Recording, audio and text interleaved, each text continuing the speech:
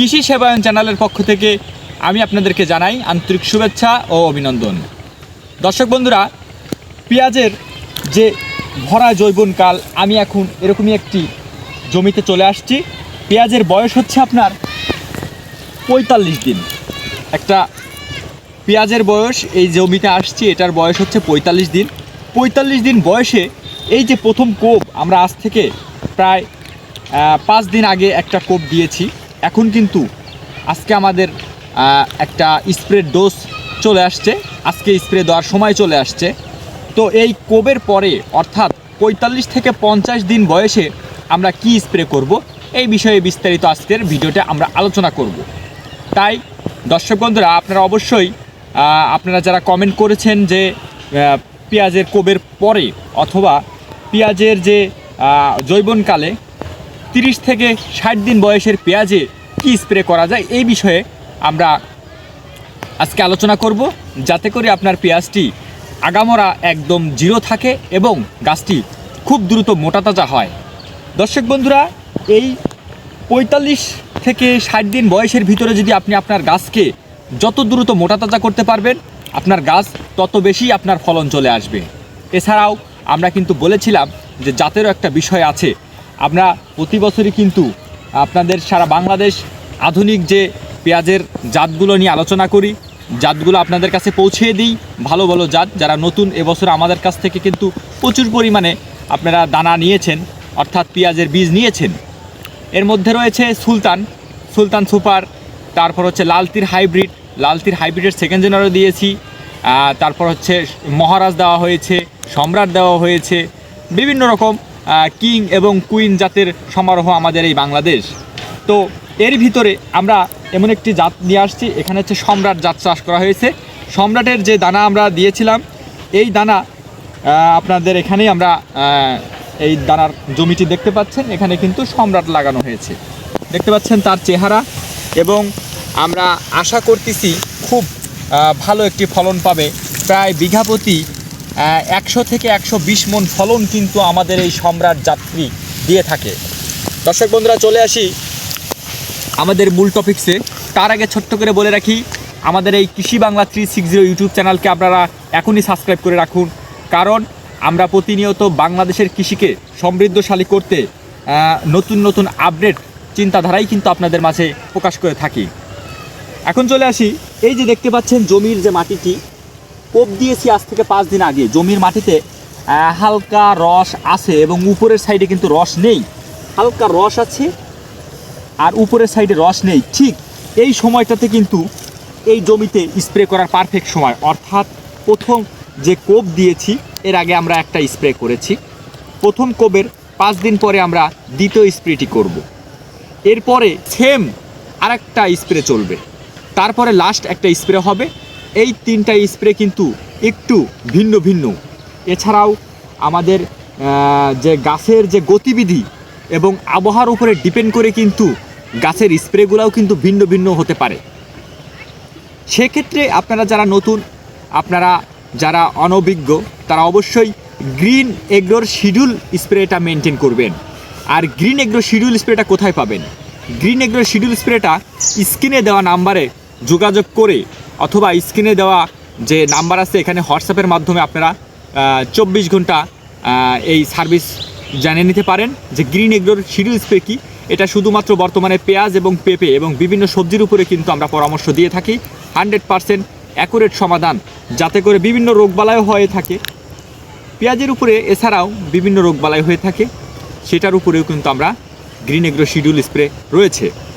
এখন চলে আসি, বর্তমানে আমাদের এই জমিতে কোপ দেওয়ার পরে আমরা কি স্প্রে করব। দেখুন, মাথা পোড়া কিন্তু কিছুটা রয়ে গেছে, কারণ কিছুদিন আগে একটা কুয়াশা ছিল, এছাড়াও রাতের প্রচুর পরিমাণে কিন্তু কুয়াশা পড়ে, তাই ছত্রাকের আক্রমণটা কিন্তু মারাত্মক আকার ধারণ করেছে। মোটামুটি মাথা পোড়াটা কিন্তু রয়ে গেছে। এই মাথা পোড়াকে একদম জিরো করতে এবং নতুন যে পাতাগুলা বের হবে, এগুলা কিন্তু একদম আগামরা থাকা যাবে না। তাহলে সেই জন্য আমাদের কি করতে হবে? অত্যন্ত পাওয়ারফুল ছত্রাকনাশক ইউজ করতে হবে। পাওয়ারফুল ছত্রাকনাশকগুলো পেঁয়াজের উপরে সবচাইতে যে পাওয়ারফুল ছত্রাকনাশকগুলো রয়েছে সেগুলো হচ্ছে লুনা সেন্সেশন রয়েছে, মিরাবিজ ডিওয়ে রয়েছে সিনজেন্টার, বায়ারে রয়েছে লুনা সেন্সেশন।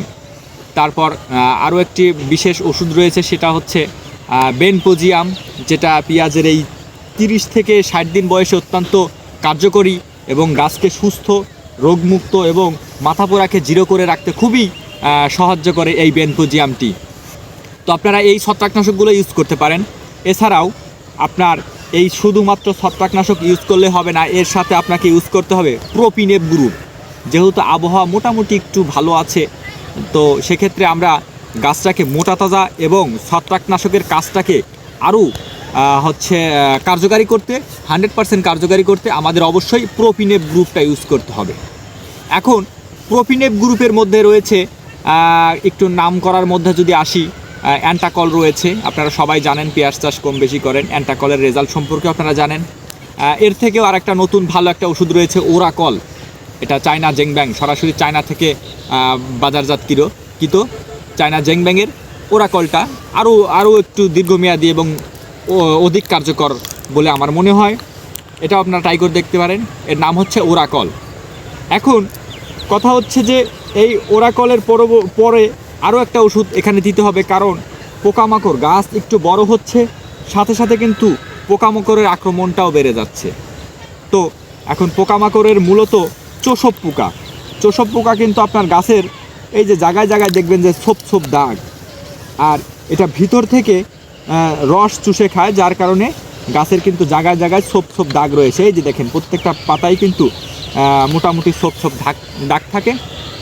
এটা মূলত চোষক পোকার কারণে, আর এটা রস চুষে খেয়ে পাতাটাকে মেরে ফেলে। তাই অবশ্যই প্রতিটি স্প্রের সাথে আপনারা কিন্তু থিপস অথবা চোষক পোকা, এছাড়াও আরও বাড়তি যে পোকা আছে এগুলাকে দমন করার জন্য বা কন্ট্রোল করার জন্য অবশ্যই আপনারা ইমিডাক্লোরোফিট গ্রুপটা ইউজ করবেন। ইমিডাক্লোরোফিট গ্রুপের বিভিন্ন ওষুধ বাজারজাত করেছেন বিভিন্ন সুনামধন্য কোম্পানি।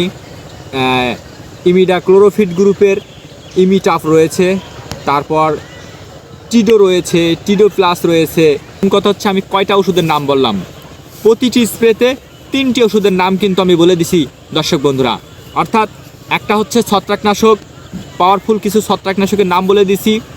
আর একটা রয়েছে প্রোপিনেপ গ্রুপ, যেটা গাছটাকে দ্রুত মোটাতাজা করবে।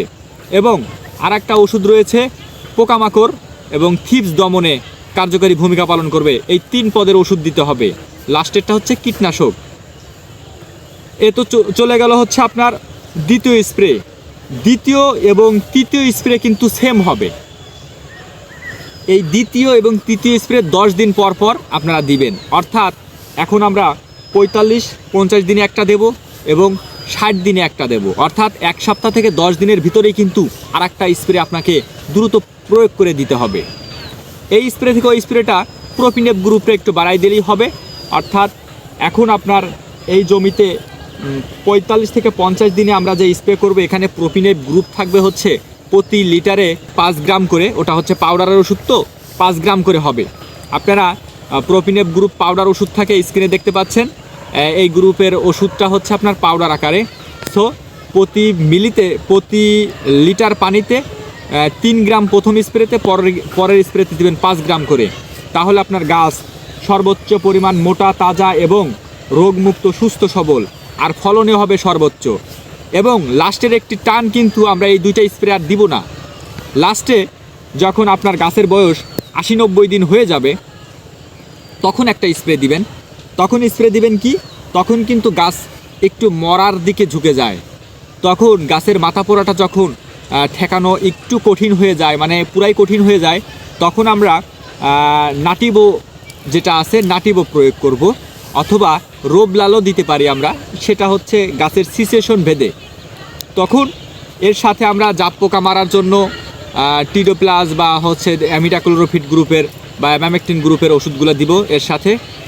আর যে বিষয়টা হচ্ছে সবচাইতে গুরুত্বপূর্ণ, আপনার গাছকে আরও বৃদ্ধি এবং ফলনে দ্বিগুণ করতে যে নিনজা টেকনিক, সেইটা আমি এখন বলে দিব। সেটা হচ্ছে এই 50 দিন বা 60 দিন বয়সে আপনাদের গাছে যেটা প্রয়োগ করতে হবে, গাছের এই ভরা জৈবনে আপনাদের গাছে প্রয়োগ করতে হবে পিজিআর যদি আপনারা ইউজ করেন, গাছ মাটি থেকে ডাবল গুণে খাদ্য শোষণ করবে এবং সূর্যের আলোকে দ্রুত কাজে লাগাবে এবং গাছ অর্থাৎ ফলন ডাবল হবে। কিভাবে সেটা? পিজিআর হচ্ছে গাছের বৃদ্ধিকে ত্বরান্বিত করে। এটা একটা হরমোন রয়েছে, বৃদ্ধি উদ্দীপক হরমোন এই পিজিআরের ভিতরে।